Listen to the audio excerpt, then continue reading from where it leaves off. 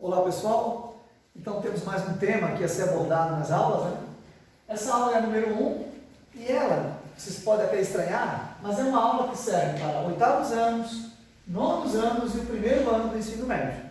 Na verdade aqui existe um grau de dificuldade, de aprofundamento, né? Então eu vou fazer umas 7 aulas sobre esse tema e vocês, do pessoal do oitavo e nono, vão conseguir acompanhar até o quarto, quinto vídeo normalmente, certo? Mas se vocês insistirem um pouquinho, vocês conseguem entender toda a série de vídeos, certo? Então vamos lá. O que é que nós temos que saber? Nós temos que reconhecer a que conjunto pertence um elemento. Então, por exemplo, o teu professor diz, o número 5, ele pergunta, é um número natural? Você vai ver que não. O número 5 é um número inteiro? Sim, ele é inteiro.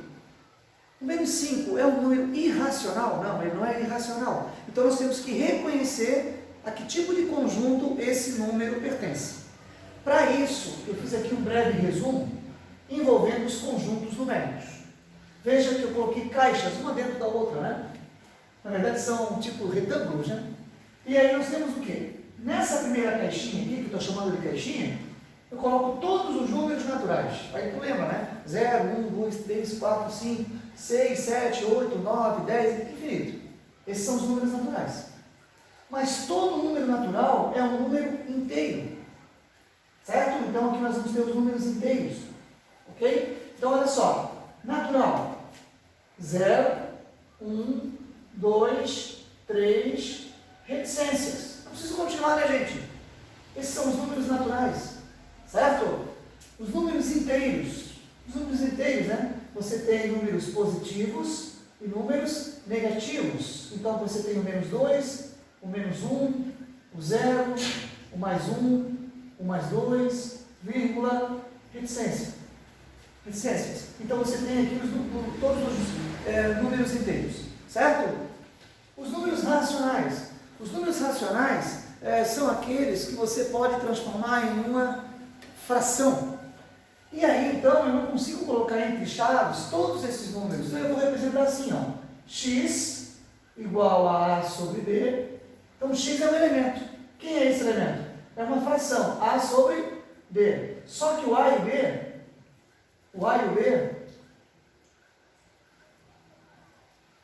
eles devem pertencer aos números inteiros. E, além disso, esse B, ele tem que ser obrigatoriamente diferente de zero, né? Porque não existe a divisão por zero.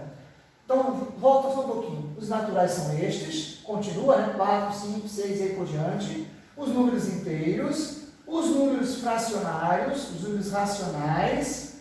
Aqui, esse símbolo é o I dos números irracionais. São todas as dízimas não periódicas, perdão. Todas as dízimas não periódicas. Não periódicas. Depois nós vamos desenvolver um tema, uma aula, que vai explicar exatamente sobre isso. As dízimas não periódicas. E aqui nós temos os números reais, que é exatamente a união, esse é o símbolo da união, tá? Dos números racionais com os números irracionais. Ou seja, ou o número é racional ou ele é irracional. Se você somar esses dois conjuntos, na verdade fazer a união, não é somar, mas fazer a união desses dois conjuntos, você vai ter os números reais. Então volta para nossas caixinhas. Natural, inteiro. Todo natural é inteiro.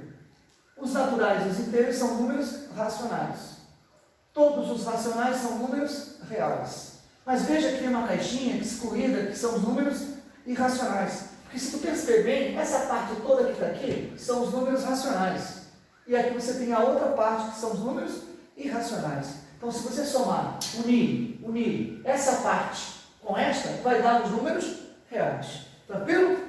Bom, então agora eu coloquei aqui um exemplo, que aí na aula que vem nós vamos ter só exercícios, né? Complete com o símbolo pertence e o símbolo não pertence. Então, como é que eu vejo isso? Eu quero saber se esse número é um número inteiro. Olha, gente, alguns alunos colocam assim, professor, não pertence, porque é uma fração. Só que essa fração aqui é um número exato. Menos 28 dividido para 4 é o menos 7. E o menos 7 está aqui dentro, gente, ó. Menos 2, menos 3, menos 5, menos 6, menos 7. Então, esse número é um número inteiro. Então, ele pertence ao conjunto dos números inteiros. Isso que é importante saber, tá? Reconhecer o número dentro do conjunto. Raiz cúbica de 64. Bom, é claro que o aluno teria que lembrar como é que se faz a raiz cúbica, né? Que número multiplicado por ele próprio novamente dá o 64. Se vocês olharem as minhas aulas anteriores sobre radiciação, vocês vão ver que esse número é o número 4. E 4 realmente é um número natural. 0, 1, 2, 3, 4.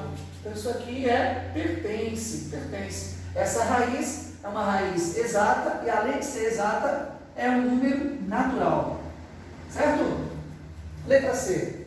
Menos raiz quadrada de 100. Será que esse número aqui, ele é um número natural? Gente, já pode até descartar, porque os naturais são sempre números positivos, certo? Ou não negativos. Né? O zero, por exemplo, né? O zero é não negativo. Ok?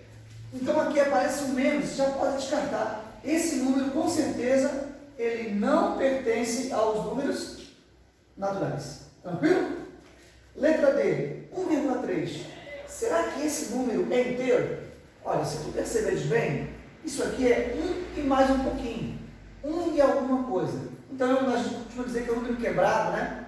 Então, isso aqui não é um número inteiro. Né? Olhando para ele, já dá para perceber. Claro que se você tivesse isso aqui, por exemplo, ó, né? Esse número é ou não é inteiro? Isso é inteiro, né? É 1 cravado, né? 1,00. Então, esse número aqui, ele não pertence ao conjunto dos números inteiros. Observa agora aqui, 1,333 reticências. Isso aqui a gente chama de dízima periódica. E será que a dízima periódica é um número racional? Bom, eu coloquei que nos irracionais eu tenho todas as dízimas não periódicas. E se tu sabe que só existem dois grandes grupos, ou o número é racional ou ele é irracional. Os números irracionais são as dízimas não periódicas. Então, com certeza, qualquer dízima periódica eu consigo transformar em uma fração. Então, isso aqui pertence. Claro que nós vamos ter um vídeo explorando dízimas periódicas. Conto com vocês na aula número 2.